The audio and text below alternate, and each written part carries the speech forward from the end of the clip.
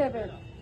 আমাদের আপনাদের কাছে নিবেদন, একটু রিকোয়েস্ট করব, একটু নিজেরা এই মুহূর্তে চোখ বন্ধ করে মনে করুন যে ওই মেয়েটি যদি আপনার বাড়ির মেয়ে হতো বা আমার বাড়ির মেয়ে হতো, এই মুহূর্তে আমরা কি করতাম। তার বাবা মায়ের আজকে কি পরিণতি বলুন। একটি মাত্র সন্তান, তাকে একটা নির্দিষ্ট জায়গায়, সুন্দর জায়গায় তাকে তার বাবা মা দুঃখ কষ্ট করে বড় করেছেন কি না, আমার মেয়ে সমাজসেবী হবে, সে ডাক্তার হয়েছে, প্রকৃত ডাক্তার হয়েছে।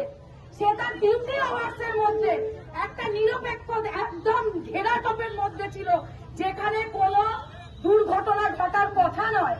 সেই জায়গায় তাকে হত্যা করা হলো, তাকে নৃশংসভাবে ধর্ষণ করা হলো। আজকে যারা এখানে আছেন আমার পাশে, আশেপাশে, আমার কণ্ঠস্বর যতদূর অব্দি যাচ্ছে, আপনারা প্রত্যেকে 1 মিনিটের জন্য চোখটা বন্ধ করুন আর ভাবুন, ওটি আমার মা,